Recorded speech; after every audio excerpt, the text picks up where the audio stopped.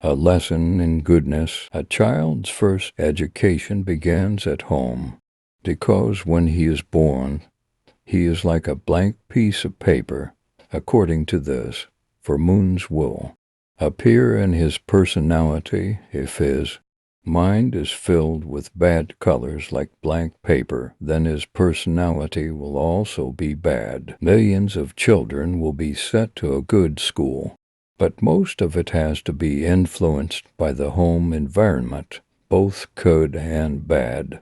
Those who grow up with their parents under the roof are not confused. They follow what their parents say, good or bad. If the parents tell the son not to lie, it is a big thing.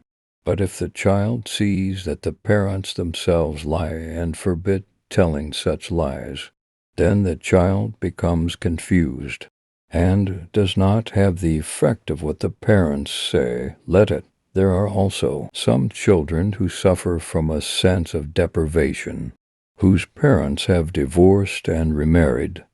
When a child goes to his father's house, his mother is not his own there, and when he goes to his mother's house, he is angry with his father because a non-man is not his father for the feeling of deprivation. They go to boarding house or grandparents' house. Their training is intensive. The feeling of deprivation increases day by day. Parents take the help of psychiatrists, but in vain. Some children grow up in a joint family system where everyone tries to train the child in their own way.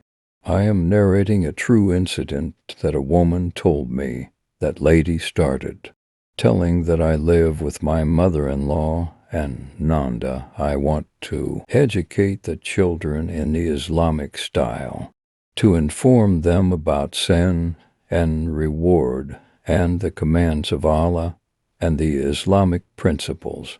But what difficulties do I have to go through to do this? One day the child took 10 rupees from the drawer without my permission and kept it in his bag. On the second day too, I saw him taking rupees and putting them in his bag. He was quite small, and now he doesn't even have that much understanding of sin and reward. But I want to train the children from now on in such a way that they learn to distinguish between good and bad. From now on, it should be fixed in his mind that he has to avoid sin at all costs. That's why I scolded him and told him that sons don't take money like this. They ask their mama. Taking it like this makes Allah Ta'ala angry, and it is a sin. He asked, looking with innocent eyes, what is Ma Magna, son? By taking stolen rupees in this way, Allah Mayan is angry and children punishes. Therefore, everything should be asked from Mama. If you wanted money, I would have given it to you. It is not a sin if you take it without asking. It is a sin. When I said this, he promised that he will tell everything to Mama, and if he wants money, he will not steal it, but will ask Mama, so that there is no sin. After saying this, he went to his aunt's room, and he told him the whole story and said, Fufo stole rupees. Allah will put Mayan in hell as a punishment. The grandmother lovingly replied, your mother is very strict. She talks about sin and reward. With the child, those rupees are your father's earnings. What is sinful in it? Allah will not give any sin. Children are innocent. Hearing all this, the innocent child felt strangely troubled. He could not understand who was telling the truth.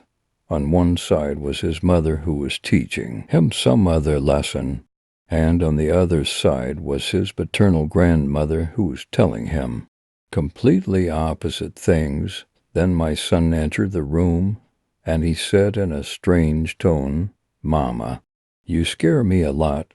Children are innocent. Allah will not punish us. I sat next to him and asked him everything. When he told me that his grandmother had told him all this, I sat down holding my head. But the effort has continued. Think for yourself. There are so many people living in a house. They have advantages as well as disadvantages. The child becomes a dual personality. I still teach my son good things and bad things. I stop. But it often happens that he says something in response to my principles, which I am surprised to hear. I am amazed by his words, but then I continue to perform my duty, thinking that God willing good will soon overcome evil, and my child will also understand what is evil and what is good. That lady was rightly saying.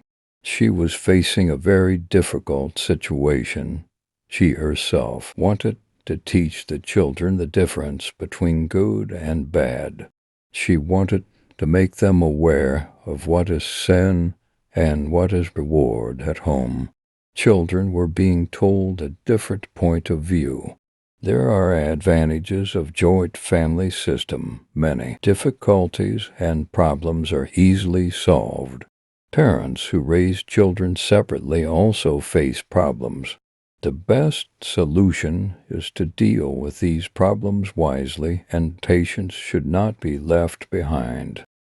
If you enjoyed this video, don't forget to like, subscribe, and share.